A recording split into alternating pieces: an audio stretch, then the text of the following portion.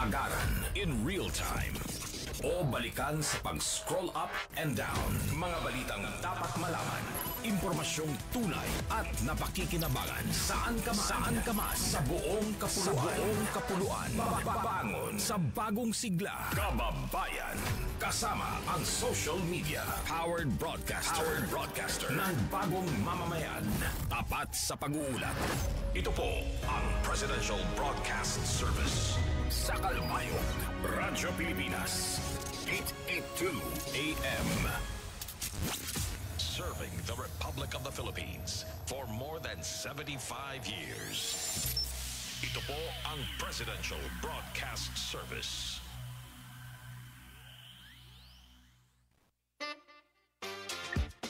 Balitaan, kwentuhan, chismisan at updates. Dinhilang sa 13th Hour Avenue sa Radyo Pilipinas, Kalbayog.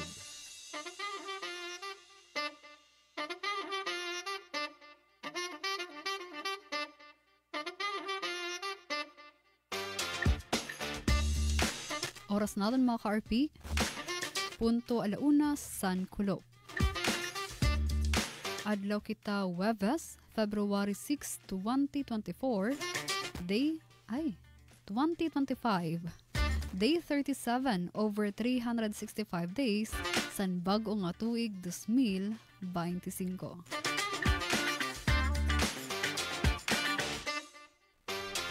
Good morning, good afternoon, good evening. Kumusta man ka mga tanan?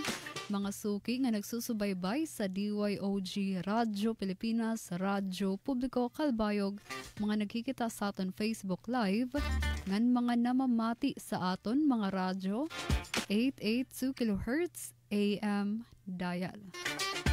Again, maupay nga kulop and welcome sa aton programa, aton tambayan sa kadalauna san kulop, maoan 13th Hour Avenue. Sa ngaran san aton acting station manager Hinaro Navalon, ako ni makakaupod Charmaine Perito para san usan na lawat ka oras san aton mga iristoryahay. Ang kaupod naman natin sa Master Control si Ramonet Perito and Engineer Francis Marnie Balvas.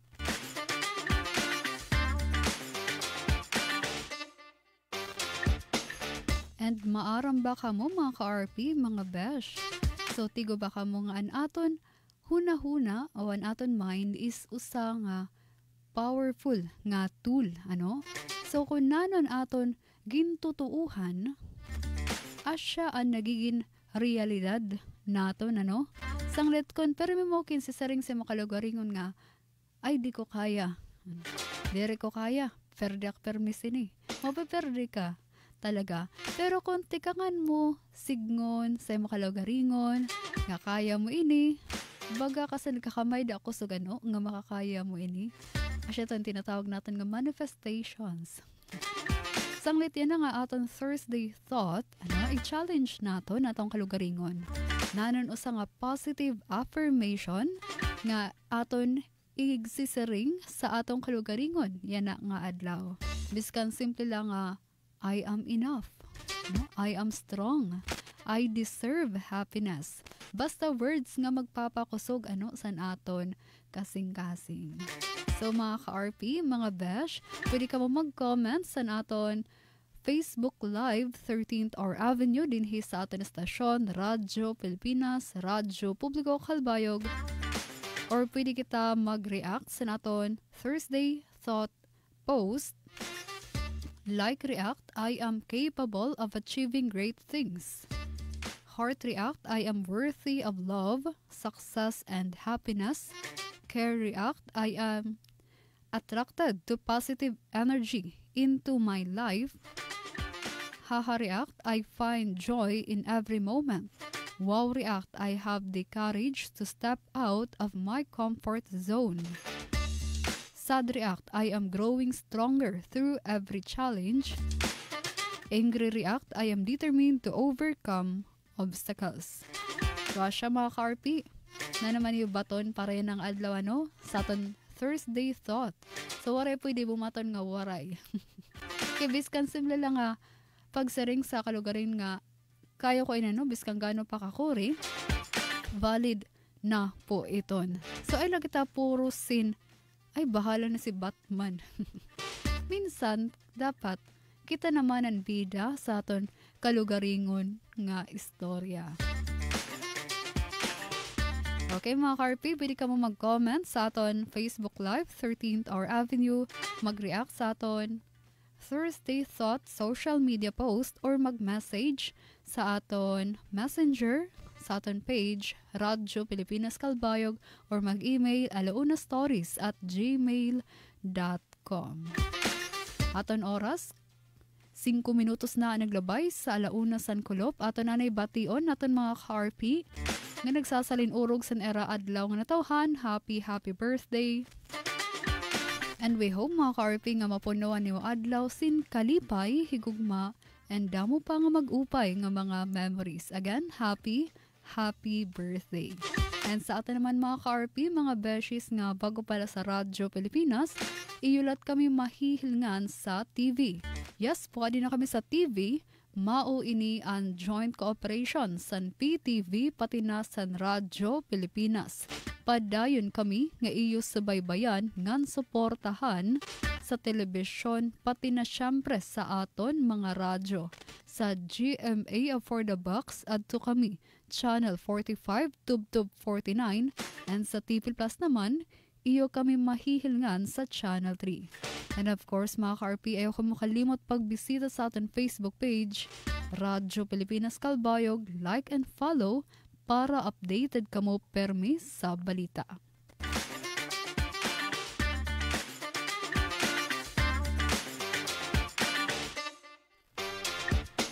Sa pagpadayon sa atong programa, ato na pamatiyan adi nga summer pop music may titulo Diwata by Kent Salarda and Ronnie Borico.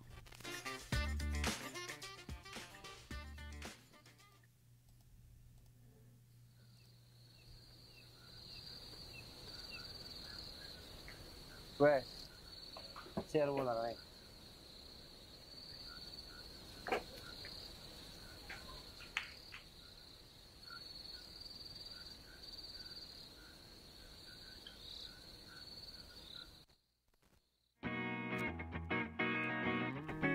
Adi ang kanta TSDL by Kija and Jay Concan, tikang sa Zumaraga Summer.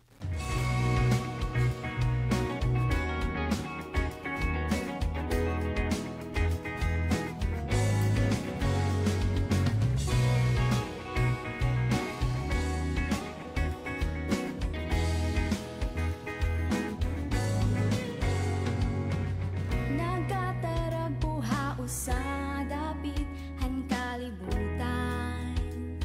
Ano daw lang rason? Dirik maaram bastaan akon la magchichil ako. Kumuha king gitara, di kang ko pagkanta, adto nagsarabay na. Bisan diri kilala, nagkakaurus sa ibagut musika. Tutob sa daw la, unta nga dahit kahas ka na. Di matima-tima, kahit aton kasing-kasing uusala na musika. Itin kakanta, iba na kalipay, takin aambat, basta kaupod ka. Bukos na tak-adlaw, kung kita magkita ngan magka-jamming pa, tutob sa nula. Saan daw la, hindi kita magkauro sa ginaampo Haginoo nga ontanga dat kahasta sugad man Inusa nga paborito nga kanta diri ako masusumad bisan uro-utruman pa Musika amuan usa nga naging rason Kung kay endo nagpurusan na tong direksyon. Pagkahabig doon usa kita na constellation kay kada usa haaton ni adda kita connection sa tang may musika ako nga nababatiin damugod na amutang itapang di mga kalimtan anaton po sa mga kadramahan labi na ko na nga adlaw nga ikaw ako nakitangkay Iba na kalipay, takin na abat, basta kaupod ka. Bugos na tak-adlaw, kung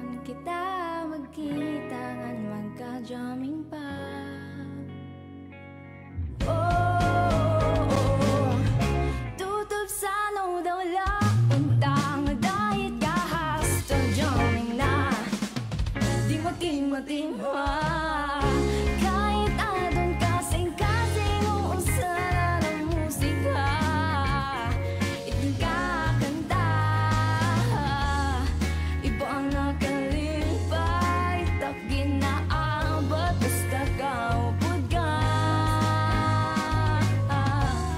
Bugos na tak-adlaw kung kita magkita ngan magka-jamming pa, tutob sa nulola.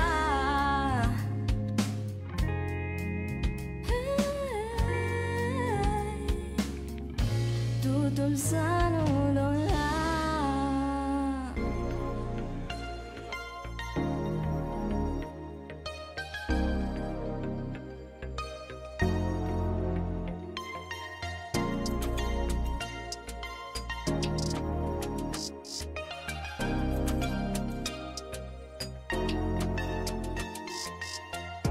Takanaran, aruboy ang hangin, kasing-kasing, ikaw ang ginbibiling.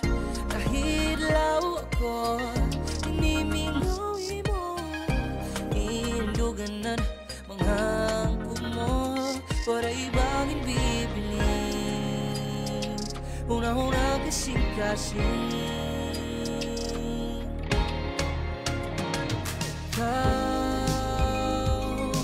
ikaw ang ginungaraw,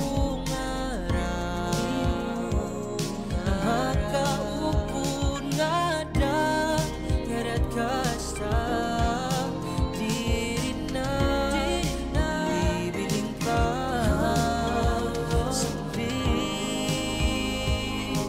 pamatiin na, uminta kung kasing-kasing, ingayak ka, paray na iba, bukod na hinday.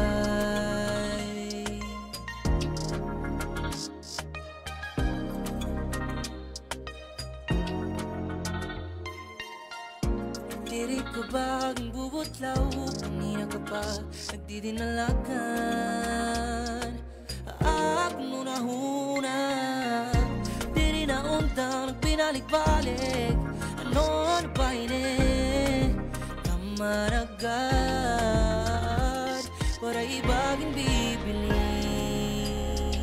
Huna-huna kasi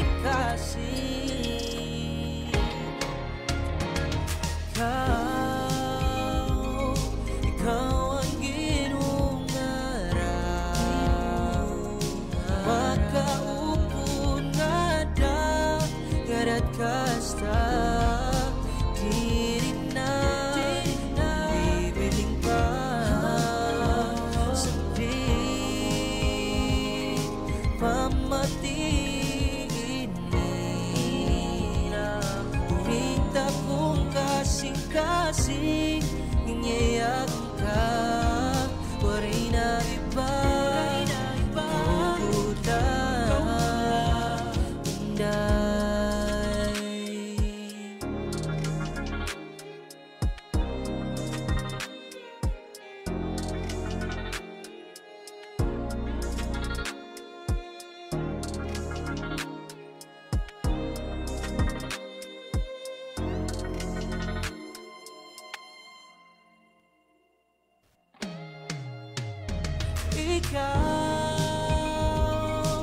Ikaw ang ginungaraw, nakaupod nga da, ngarat kasta, di rin na magbibiling pa, saling pamatiin na, uhinta kung kasing-kasing, ingayak ka, waray na iba, bukod na hinday.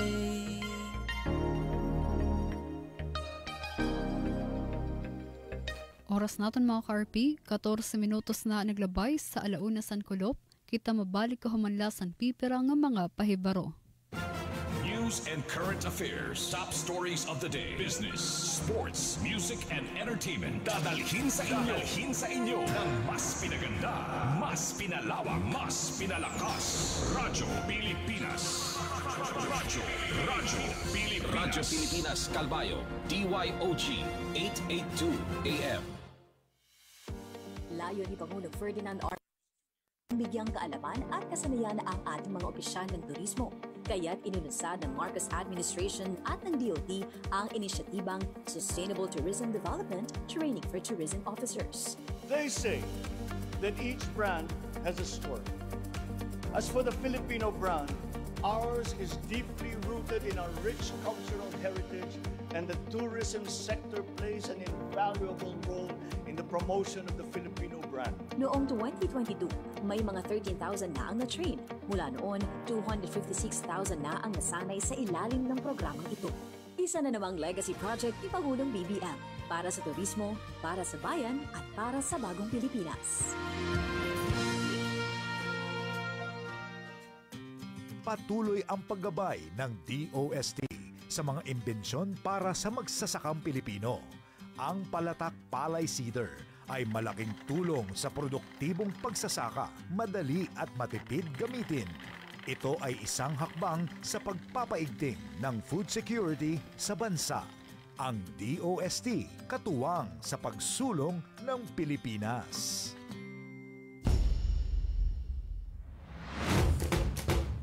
Programa ng DepEd sa palakasan, paiigtingin at lalo pang tututukan.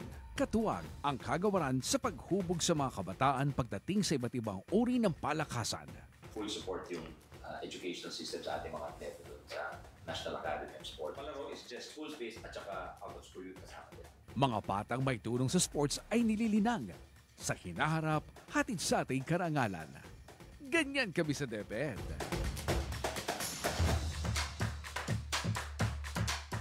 Conscious efforts to improve the ease of doing business and delivering government services through digitalization, integration, and streamlining of processes have produced their intended multiplier effects. Tunay sa kanyang ipinangakong ease of doing business, yan si Pangulong Ferdinand R. Marcos Jr. dahil sa pinadali at pinabilis na proseso ng pagninegosyo mula sa Clark Development Corporation. Ito ang Business One-Stop Shop o BOSS. Halimbawa nito ang naging transaksyon sa BOSS facility ni MJ na isa sa mga locators ng Clark Freeport Zone. Kung i-rate ko siya, 10. Yung transaction dito is very smooth. Actually, sila mismo yung tumatawag or nag-email. And then, yung pag-organize nila. Sanitary permit, building permits, mas madali siya kasi tinokal nila. Sa nagbabagong Pilipinas, patuloy ang trabaho, patuloy ang pagbabago. It is a milestone not only for the Queen City of the South and the whole province of Cebu, but for the entire country, as the opening of this museum brings to the fore our rich natural, cultural, and artistic treasures. Sa ilalim ng pamahalaang Marcos, ang Magkasaysayang Aduana Building ay isinaayos upang maging National Museum of the Philippines sa Cebu. Katuwang ang Chief Operating Officer ng DOT TIEZA na si Mark Lapid sa pagbubukas ng ika-16 na National Museum sa bansa. We always support historical, cultural, and heritage tourism projects namin. Napakalaki kasing bagay ng pagpapahalaga. Very historical po kasi ang ating bansa. Sinuportahan namin with National Museum yung Malacanang sa Sugbo, sa Cebu. Sa nagbabagong Pilipinas, patuloy ang trabaho, patuloy ang pagbabago. Sa pangunguna ng Department of Health sa ilalim ng administrasyon ni Pangulong Bongbong Marcos, inilunsad ang Purok Kalusugan. Isang makabagong programa na naglalayong pabilisin ang universal healthcare para sa bawat Pilipino.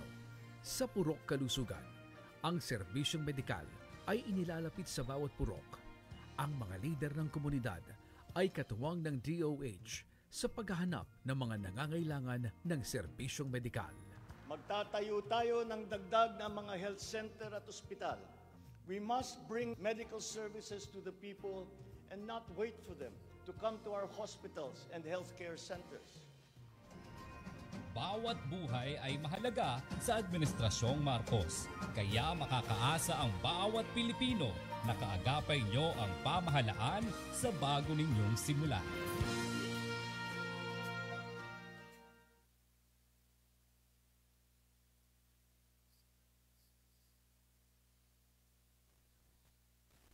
13R Avenue sa Radyo Pilipinas Salbayog.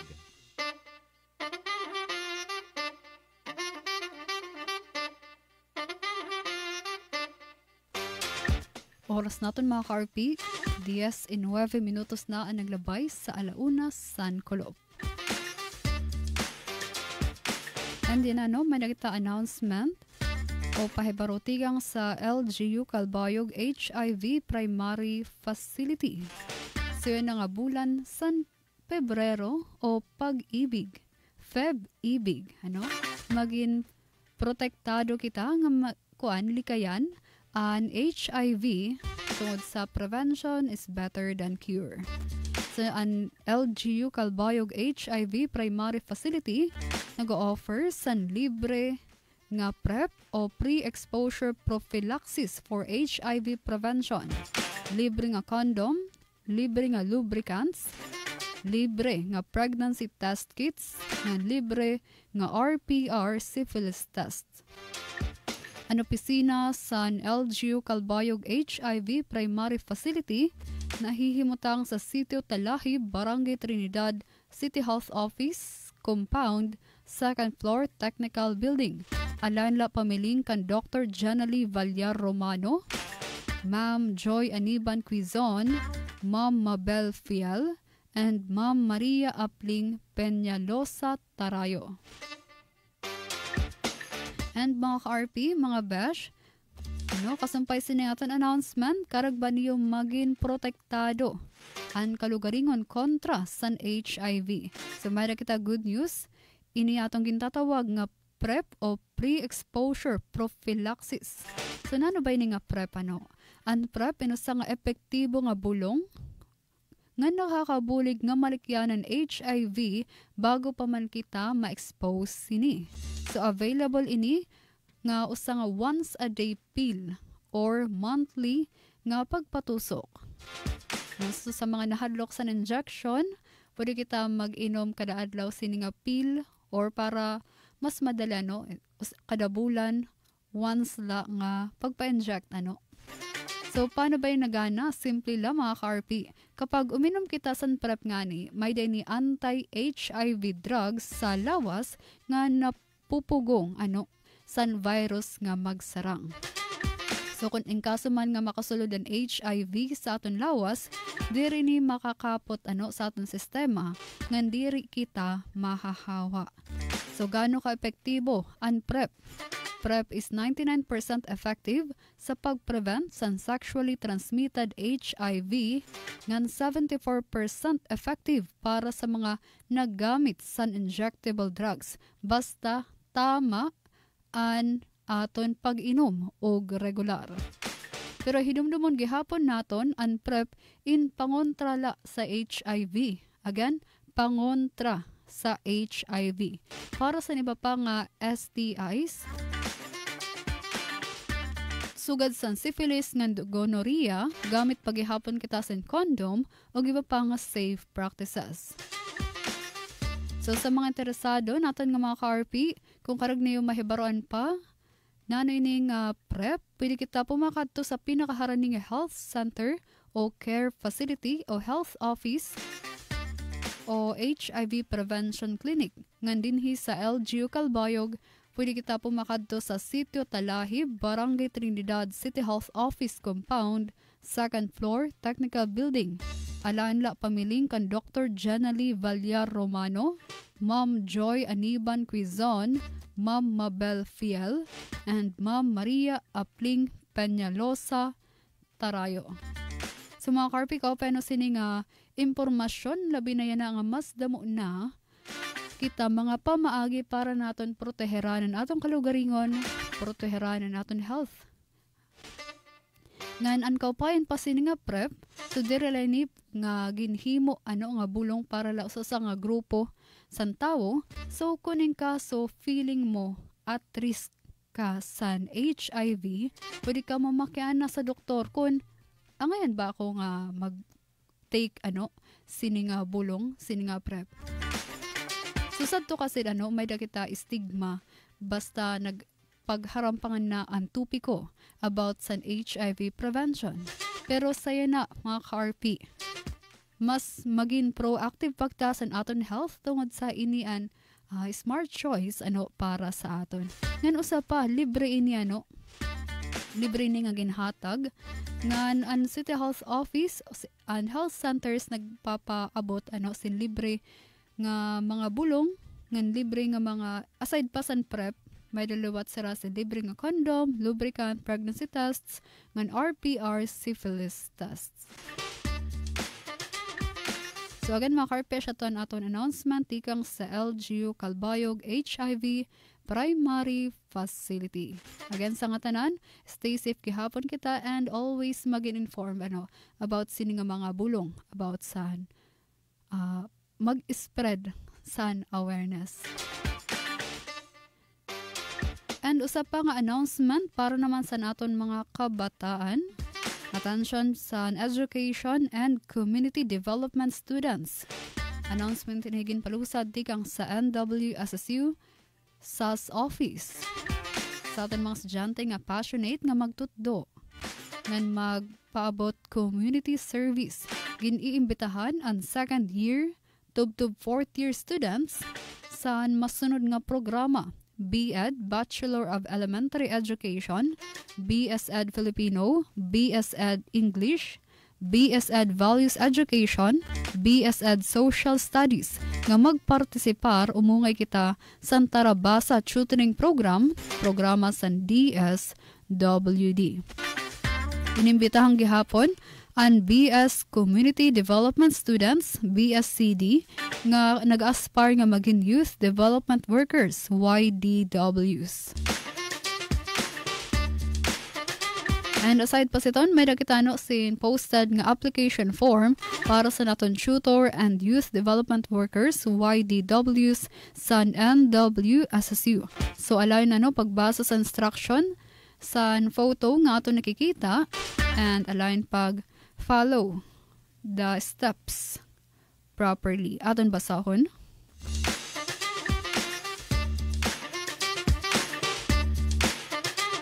So step 1 mga ka-RP, scan the QR code on the right or go to the link posted. So posted natin sa naton comment section sining aton live 13th Hour Avenue. Step 2, provide the required information on the Google form. Please make sure that the information given are true and precise. Submit your answers after. Step 3, take a screenshot of the page after submitting your answers. Step 4, save the screenshot on your device for future validation. Important notes: all information shared and submitted in the form will be treated with high confidentiality. Rest assured that your information will not be used and or disseminated for other purposes. We kindly ask you to not click or enter any other things aside from the information being asked. This is to ensure that the Google form will not be reported and blocked.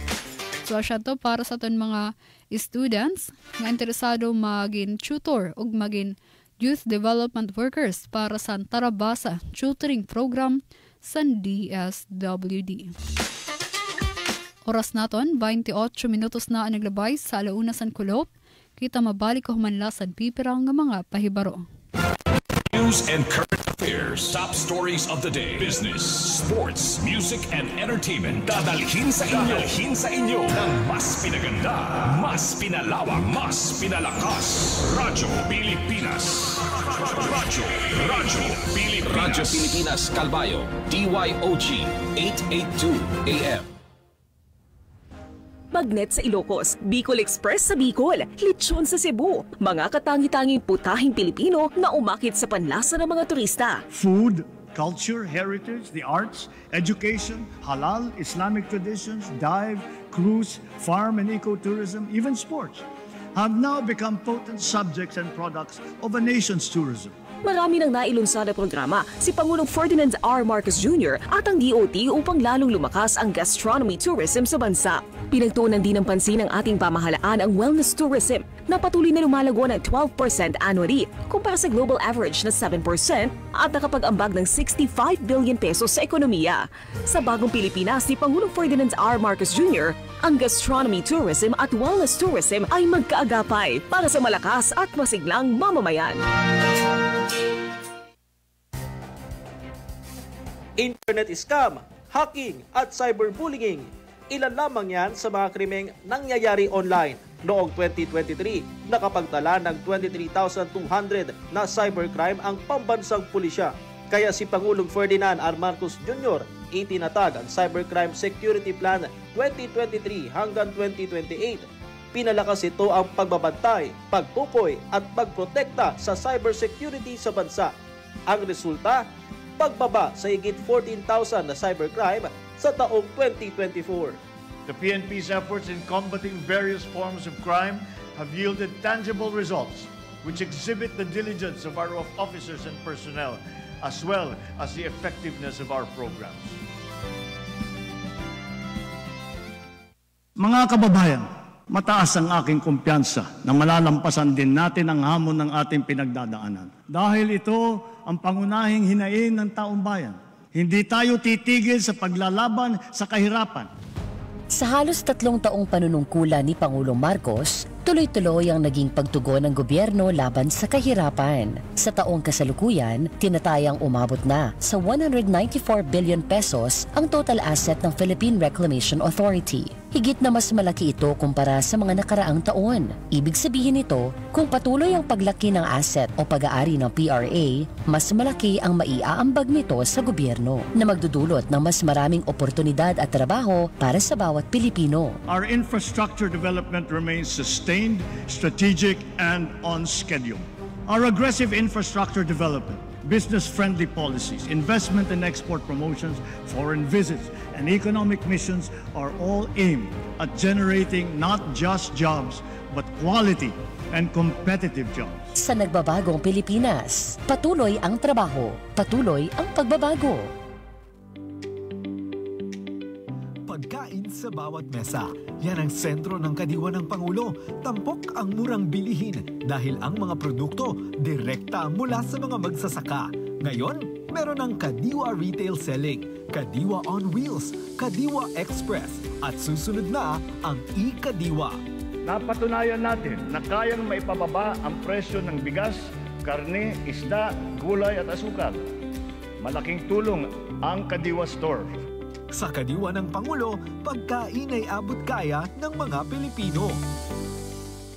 Handa na ang Pilipinas para maging key player sa clean energy storage sa Southeast Asia. Pinangunahan kamakailan ni Pangulong Ferdinand Marcos Jr. ang inaugurasyon ng St. B Gigafactory sa New Clark City, Clark Special Economic Zone sa Capas, Tarlac. Ito ang kauna-unahang manufacturing plant sa Pilipinas para sa advanced iron phosphate batteries na ginagamit sa renewable energy at electric vehicles. Sa talumpati ng Pangulo, This inauguration of the St. B Giga Factory is a remarkable example of what happens when our national agenda of promoting clean energy intersects with a solid commitment from the private sector. It sends this message to the world. The Philippines is now ready to innovate, to lead, to become the go-to destination for high-tech, high-impact investments. Ang St. B Giga ay rehistradong kumpanya ng Philippine Economic Zone Authority o PEZA na nagbibigay ng kalidad na serbisyo sa mga investors. Sa 2030, inaasahang maaabot ng proyekto ang operational capacity nito. Tinatayang magge-generate ito ng 5 billion pesos in annual revenues at lilikha ng 2,500 jobs. Sa nagbabagong Pilipinas, patuloy ang trabaho, patuloy ang pagbabago. Pinangungunahan ng Department of Health, sinusunod ng PEMAT ang pinakamataas na pamantayan ng World Health Organization. Katunayan, ginawa na sila ng prestigyosong WHO Emergency Medical Team Badge, isang patunay ng kanilang dedikasyon sa klinikal na pangangalaga, logistics at sanitation. Ang PEMAT ay binubuo ng mga elite teams mula sa Metro Manila, Luzon at Visayas. Nitong 2023, ipinakita nila ang kanilang tibay at malasakit nang tumugon sila sa 7.8 magnitude na lindol sa Turkey. kung saan mahigit 1,000 pasyente ang natulungan. Pinaiisipan ng administrasyon ni Pangulong Ferdinand R. Marcos Jr. ang ugnayan sa mga kalyadong bansa sa bagong Pilipinas na sa katuparan ng Philippine Security Sector Assistance. I'm confident that our collaborative efforts will pave the way for a brighter, more prosperous future for the Indo-Pacific region. Kabilang sa napagkasunduan ang pagbibigay ng Amerika ng $500 million ng military financing na magagamit ng AFP at PCG. Mabibigyan ng access ang Pilipinas sa modernong kagamitan upang matugunan ang mga banta sa teritoryo at cyberspace. 13th Hour Avenue sa Radyo Pilipinas Kabayog. Balitaan, kwentuhan, chismisan at updates. Dinhi lang sa 13th Hour Avenue sa Radyo Pilipinas Kabayog. Oras natin mga ka-RP. 25 minutos na la nagpapabilin antis mag alas 2 San Kulop. Kamo pa dayon paghihapon nga namamati sa aton programa 13th Hour Avenue dinhila sa DYOG Radyo Pilipinas, Radyo Publiko Kalbayog, 882 kHz AM dial. And nato na bation, good afternoon mga nakikita sa aton Facebook Live. DJ Monsky Cuerpo, and good afternoon Franz Navarrete Probe, and sa tanan naton nga mga ka-RP nga namamati sa aton mga radyo 882 kHz AM dial maupay man nga kulop sa iyo nga tanan. Radyo Pilipinas Weather. And yan na naman mga ka-RP aton anay kumustahon ang kamutangan sa aton panahon para yan nga adlaw Huwebes, February 6, 2025. Adi si Ma'am Chanel Dominguez, weather forecaster tikang sa DOST Pag-asa Sentral para paghatag sa aton scene updates. Wala pa rin naman tayong minomonitor na anumang bagyo or low pressure area sa loob at labas ng ating Philippine Area of Responsibility. Pero meron tayong 3 weather system na nakakapekto sa ngayon dito sa ating bansa. Una dito ang pagbabalik ng shear line or yung salubungan ng mainit at malamig na hangin na nakakapekto dito sa May Visayas. Pangalawa naman dito ang Intertropical Convergence Zone or ITCZ na inaasahan po natin magdadala ng mga pag-ulan lalo na dito sa eastern section ng Mindanao. Pangatlo po natin ay ang Northeast Monsoon or ang hanging amihan na patuloy naman po na umiiral dito sa May Luzon. Para sa magiging panahon natin ngayong araw, kumikita po natin makakaranas ng maulap na papawiri na may mga kalat-kalat na pag-ulan dito sa may Catanduanes, Albay, Sorsogon, Masbate, Patanerin sa Romblon. Dulot po ito ng shear line. Samantala, inaasahan din natin makakaranas ng maulap na papawiri na may mga pag-ulan dito sa may Cagayan Valley, Cordillera Administrative Region, Aurora, Quezon, pati na rin sa nalalabing bahagi ng Bicol Region. For Metro Manila and the rest of Luzon, inaasahan naman natin ang bahagya hanggang sa maulap na papawiri na may mga isolated light rains. Agwat ng temperatura for Metro Manila, 23 to 31 degrees Celsius. Lawag, 22 to 33 degrees Celsius. For Tuguegarao, asahan natin ang 20 to 28 degrees Celsius. Baguio, 13 to 24 degrees Celsius. For Tagaytay, 20 to 29 degrees Celsius. At Legazpi, 24 to 29 degrees Celsius. Para naman dito sa Palawan, naasahan din natin ang epekto nitong Northeast Monsoon, kaya makakaranas din sila ng bahagyang maulap na papawirin at may mga isolated light rains. Para sa kabuuan ng Visayas, kasama na rin sa Surigao del Norte at Dinagat Islands, inaasahan po natin makakaranas sila ng maulap na papawirin na may mga kalat-kalat na pag-ulan, dulot ito ng shear line. Para naman dito sa Davao Region at nalalabing bahagi ng Caraga, inaasahan din po natin ang maulap na papawiri na may mga kalat-kalat na pag-ulan. Dulot naman ito ng Intertropical Convergence Zone. Para naman sa nalalabing bahagi ng Mindanao, asahan naman po natin ang maaliwalas na panahon. Pero hindi po mawawala ang mataas na tsansa ng mga localized thunderstorm pagdating sa hapon at sa gabi. Agwat ng temperatura for Calayan Islands at Puerto Princesa, 24 to 31 degrees Celsius. Sa Iloilo, 23 to 31 degrees Celsius. Cebu, 25 to 30 degrees Celsius. For Tacloban, 24 to 29 degrees Celsius. Cagayan de Oro, 25 to 30 degrees Celsius. Asahan natin sa Zamboanga, 24 to 33 degrees Celsius. At Davao, 24 to 31 degrees Celsius. Kanina 5 a.m. ay meron po tayong nilabas na weather advisory hinggil po sa magiging paulan netong shear line at intertropical convergence zone. Inaasahan po natin ang moderate to heavy or 50 to 100 millimeters of rain dulot netong shear line at intertropical convergence zone dito sa Northern Samar, Eastern Samar, Dinagat Islands, Surigao del Norte at Surigao del Sur. Ito po ay para sa ngayong araw. Para naman bukas, inaasahan po natin bahagyang aangat itong axis ng ating shear line at ito po yung magdadala ng moderate to heavy na mga pag-ulan dito sa Catanduanes, Camarines Sur, Albay, Sorsogon, Northern Samar, pati na rin sa may Eastern Samar. Bahagya ulit aakyat itong shear line po natin at inaasahan po natin magkakaroon ng heavy to intense or 100 to 200 millimeters of rain dito sa may Quezon. Inaasahan naman natin na moderate to heavy dito sa may Laguna, Camarines Norte, Camarines Sur, Marinduque at Oriental Mindoro. Meron pa rin tayong nakataas na gale warning dito sa northern at eastern coast ng Catanduanes at northern Samar, eastern coast ng eastern Samar. Kaya pinapaalalahanan po natin ang mga kababayan po natin na delikado po malaot dito po sa mga nasabi po nating coastal waters. 13th R Avenue sa Radyo Pilipinas Kalbayog. Thank you, Ma'am Chanel Dominguez, weather specialist tikang sa DOST Pag-asa Sentral para paghatag sa aton sin updates. An update kita sa kamutangan partikular din sa syudad sang Kalbayog.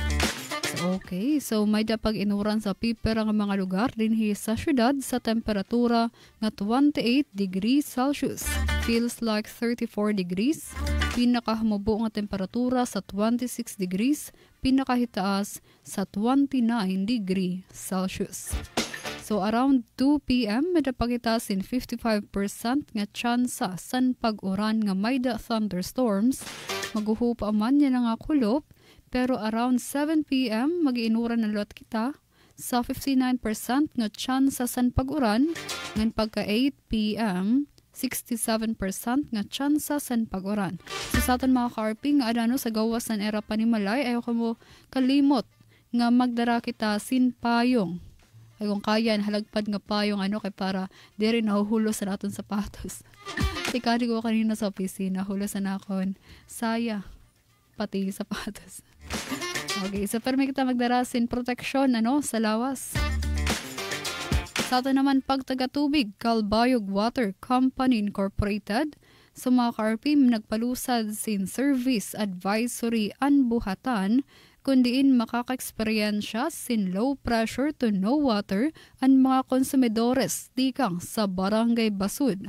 So para sa schedule, so yan na adlaw Webes, kaninang 8 a.m. to 12 noon may the schedule. So may da pa niyan 11 p.m. to 12 midnight katot nga sang gabi. Ngan pagkabuwas Viernes February 7 tikang 10 p.m. to 12 midnight. Nasabi nga service advisory para ini sa Barangay Basud para ini paghatag lugar sa service improvement project sa nasabing nga barangay. Pagtaga-kuryente sa Melco 1, so good news mga ka-RP, waray man service advisory nga ginpalusad ang buhatan hiunong san pagkaparong san kuryente. Lugod nagpalusad sira announcement, lakad takbo, power love on the run. Kasumpay ni san pag salinurog san 51st anniversary san sa Melco. So yan ay hindi bubuhaton sa masunod nga Sabado, February 15. And assembly time 3:30 a.m. sa Coastal Road, Barangay San Policarpo, Calbayog City. Para inisan 3 kilometers, 4 kilometers, 10 kilometers run or walk along the breathtaking coastal road of Calbayog. So para sa mga categories, sa mga singles o self-love, para ni sa mga solo runners. Body bundle category para sa mga non-married or married couples or pairs. Barkada bundle, grab 3 or more friends. Family bundle, group of 5 family members. Ngan power run, para ni sa aton mga fur parents. May daalaga nga ayam nga dara any breed or size ngano nga dara nira sa bubuhaton nga running. Yan nga February 15. So sa pagparehistro, 300 pesos, mare na t-shirt, bib, and snacks. So ang link aton natin post sa aton comment section. Oras naton mga Karpi, 15 minutos na naglabay sa alauna san 15 minutos na laan nagpapabilin antis mag alas 2 san kulop. So, kadi kita, announcement sa Melco 2, disconnection schedule para sa aton mga MCOs nga wala pa makapagbayad sa ERA power bill. So, yan ang adlaw Huwebes, February 6, ngan buwas Viernes, February 7, may da pa disco, Naction, dito sa Villarreal, Talalora, Daram, and Zumaraga. Yan ang adlaw Huwebes, February 6, sa Paranas area. Ngan pagka yan na Huwebes, February 6, ngan Viernes, February 7, disconnection schedule sa Basay, Marabot, and Santa Rita area. Ngan individual account disconnection, BAPA areas of Catbalogan, yan na ini adlaw Huwebes, February 6, ngan buwas, Viernes, February 7. Ngan usapak, so kanina no nga aga 6 a.m. to 7 a.m. nagkamayda sin usa ka oras nga emergency power interruption. Apektado bugos nga area san Basay, ngan bugos nga area san Marabot. Ngan sa Santa Rita poblasyon upod ang mga barangays sa nasabing bungto. Apektado gihapon parts san Villarreal kundi ingin trabaho an emergency correction sa secondary side bushing san Bagulibas 5 MVA power transformer tungod ini san heating ug loose connection. Usa pa scheduled power interruption yan ini adlaw Huwebes, so ongoing inano nga pagtrabaho san line clearing activities sa barangay Inubongan. Apektado parts san San Sebastian, partikular sa poblasyon ngan sa barangay Inubongan, Balogo, Kamanhagay, Kamanduyokan, Dolores, Kabaywa, Buntod, ngan barangay Hitaasan. Usa pa nga scheduled power interruption buwas adlaw Viernes, February 7, tikang 8 a.m. to 5 p.m. So magkulop inano, alam kita pag-charge sa aton electronic devices. Apektado, bugos nga bungto, Santa Lalora, Daram, ngan parts san Villarreal sa barangay Cambagyo, Pacoyoy, Ulayan, San Roque, ngan barangay San Andres. Tatrabahoon an installation of 3-wire sa barangay San Roque, Villarreal, 3-phase line. Ngan hapit kita sa aton hipid nga probinsya sa Northern Samar, san era pagtaga-kuryente nor sa Melco. So yan na adlaw Huwebes, February 6, may dagin palusad nga emergency power interruption, temporaryo nga magpaparong supply san kuryente and branch office 3, bisan nano nga oras yan nga adlaw Huwebes, February 6, para magliwan sin narubat nga insulator. Apektado, tikang sa barangay Camparanga, Pambuhan, and San Roque. So, around 30 minutes to 1 hour nga emergency power interruption. Oras naton, 11 minutos na la nagpapabilin antis mag alas 2 san kulop. Asya to mga ka-RP and aton mga updates, pagtaga-panahon, pagtaga-tubig ng pagtaga-kuryente. Kita mabalik kahumanla san pipira nga mga pahibaro. Uy Mila, napansin mo ba ang presyo ng gulay ngayon? nakapagtataka. Oo, Tom. Pero huwag ka mag-alala. Alam mo bang may mga ahensya tulad ng DTI na tumitingin sa mga presyo? Talaga? Paano nila nasisiguro na tama ang presyo? Sa ilalim ng Price Monitoring Program, regular sila nakikipag-ugnayan sa mga supply retailer para mapanatili ang sapat na supply at maiwasan ang hindi makatarong ang pagtaas ng presyo. Wow! Kaya di pala tayo dapat mag-alala. Tama. Kaya sama-sama tayong kumilos. Bilhin ang mga pangailangan sa tamang presyo at suportahan ng DTI sa kanilang mga proyekto. Ang bawat departamento ng Subic Bay Metropolitan Authority ay nakatuon sa pagpapabuti ng bawat sektor ng Freeport Zone at kasama ni Pangulong Ferdinand Marcos Jr. ay lalong maisasakatuparan ang bawat tungkulin at hangarin ng sambayanan para sa pagkamit ng bagong Pilipinas. More than 580 million pesos in budget allocation for the SBMA, and we're thankful to the President. SBMA is an active member and a part of the President's initiative of the Luzon Economic Corridor Economic Development Program. The SBMA has allotted several areas for the development and expansion of port facilities which can accommodate different type of ships for break bulk and bulk cargo. Also in the pipeline is a cruise ship terminal which will contribute in the increase of tourists inside the Freeport Zone, which will contribute to the President's thrust to improve and increase the number of tourists for the country. Sa ilalim ng Administrasyong Ferdinand Marcos Jr. ay namibigang diin ang halaga ng ekonomiyang pangkaunlaran ng karagatan, isang saligan para sa isang mas masaganang Pilipinas. Sa pamahalaang Marcos, ang bagong Pilipinas nakikita na. Sa nagbabagong Pilipinas, patuloy ang trabaho, patuloy ang pagbabago.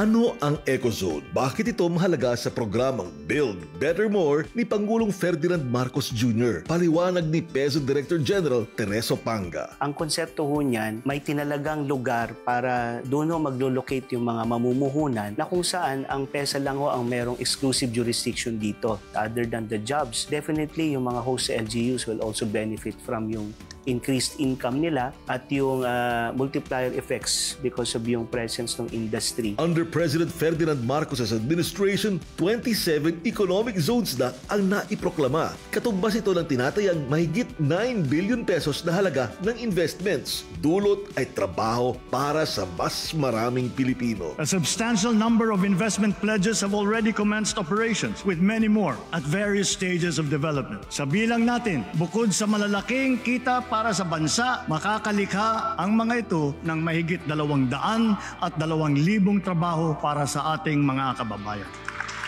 Sa nagbabagong Pilipinas, patuloy ang trabaho, patuloy ang pagbabago.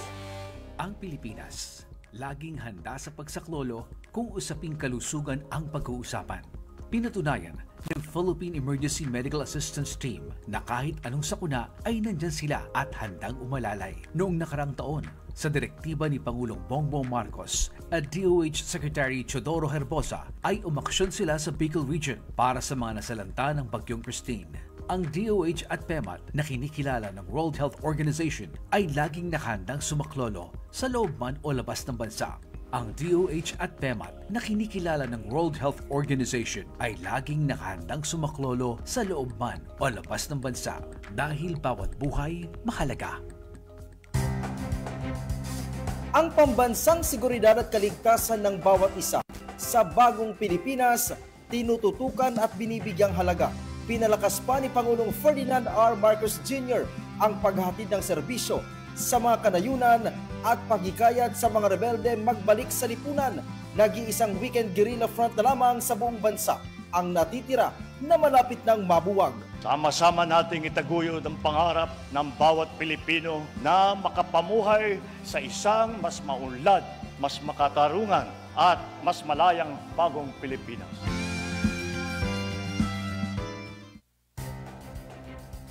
Para matiyak ang kaligtasan ng bawat mamamayan, sa pamamahala ni Pangulong Ferdinand R. Marcos Jr., pinaigting ang presensya ng pambansang pulisya.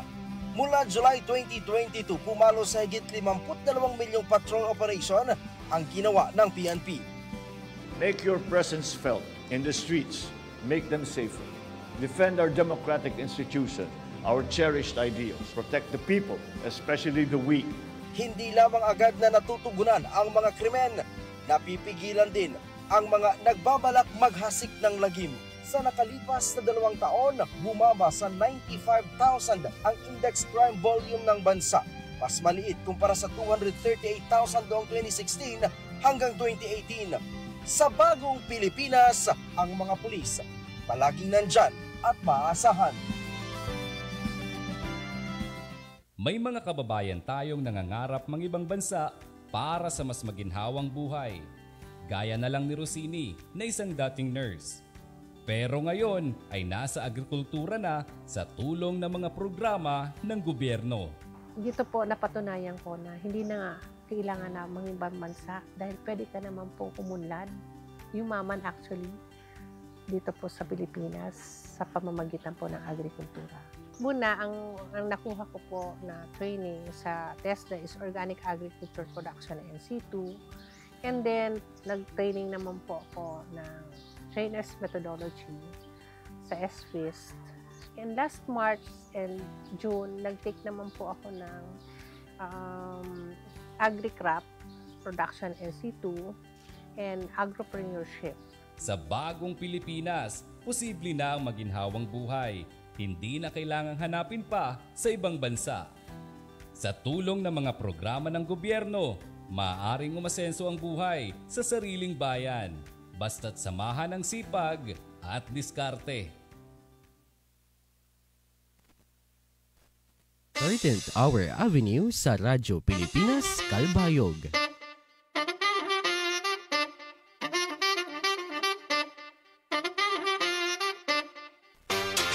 Oras natin mga ka-RP, 4 minutos na lang nagpapabilin antis mag 2:00 San Kulop. And before kita magtapos sa natong programa, aton bisitahon ang naton Thursday Thought na social media post. Kitaon naton ang mga nag-react, kitaon tan resulta. Okay, so 75% sa aton ang nagsisiring nga I am capable of achieving great things.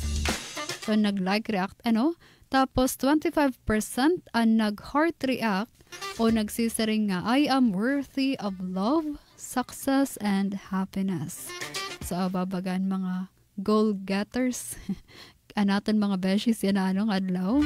So, copy sa natin mindset ini actual nga kadaman sa iyo, kadaman sa aton, andam nga magdumara sinpitad nga mapahirani san aton mga goals. Pero syempre, di rely ni about san achievement, kundi sa atong pagtuo sa atong kalugwaringon nga karapat dapat kita san happiness ngan success.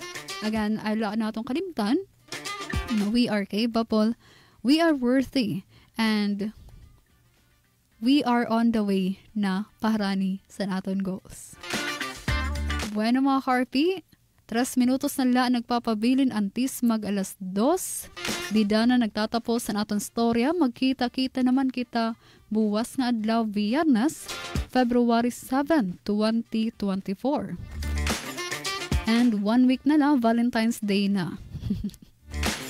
Of di otro kami niyo, tikang launa tubtob 2:00 San Kulop kada Lunas hangtod Biyernes sa aton programa 13th Hour Avenue.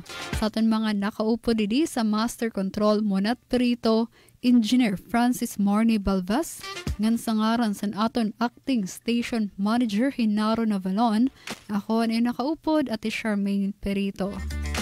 Day 37, over 365 days, san bag-o nga tuig 2025, ang sugad san aton ginsisaring ang 13th Hour Avenue, ang programa nga para sa iyo, diin ang kada tagsa nga minuto, puno sin impormasyon, inspirasyon ngan istorya, nga makakabulig sa aton kada adlaw nga kinabuhi. Again, happy Thursday. News and current affairs, top stories of the day, business, sports, music, and entertainment. Dadalhin sa inyo ng mas pinaganda, mas pinalawak, mas pinalakas. Radyo Pilipinas. Radyo Pilipinas Calbayog, DYOG 882 AM. Mula sa pinakamalawak na newsroom sa buong Pilipinas. Ito ang Radyo Pilipinas News Update. Oras sa Bugas nga Pilipinas, 1:59 p.m. Mapay nga kulop mga ka-RP, adiyan aton mga balita, sena nga pangurason. Tutok pa ba sa program ginlansar sa Sangguniang Kabataan, Barangay San Joaquin, Calbayog City. Pamatian tan detalye kan Suzette Pretancio. Radyo Pilipinas Report. Ginlansar san Sangguniang Kabataan, Barangay San Joaquin, sa ilarom san Syudad San Calbayog, ang tutok pa ba sa program, usa nga inisyatiba nga nagtutuyo nga parigunon ang literasiya ug paggugma sa pagbasa sa mga miyembro san Katipunan ng Kabataan o KK sa barangay. Sa pangunguna ni SK Chairperson RJ Taneo, katuyuanan san programa nga buligan ang mga kabataan nga mapauswag ang kapasidad sa pagbasa, pag-intindi o critical thinking skill nga importante nga pundasyon sa edukasyon ug pan-adlaw nga kinabuhi. Lain sini, ginahatagan doon liwat san tutok pabasa ang imahinasyon o creativity nga mga kabulig sa pagkabot sa mga ungara sa kinabuhi ug sa maupay nga kabubuwason. Pinaagi san sini nga programa, mas magiging abyerto ang mga kabataan sa bag-o nga kinaadman og ideya nga mga kabulig sa pagporma sa era komo mabinantayon og responsable nga molupyo san sosyedad.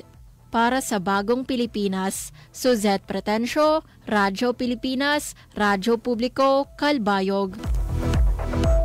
Second regular department heads meeting gindumara san gobyerno lokal san syudad sang Catbalogan. Pamatian tan detalye sa pagbalik ni Suzette Pretancio. Radyo Pilipinas Report.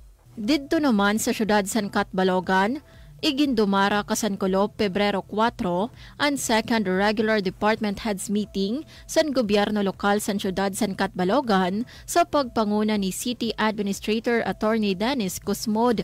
Ginhisgot sa meeting ang mga importante nga topiko sa administratibo ug operasyonal sugad sa schedule sa Quarterly Management Committee Conference, God Planning, Health and Wellness Program, Staff Augmentation Concerns, Individual Development Plans, ngan ang January 2025 Statement of Income.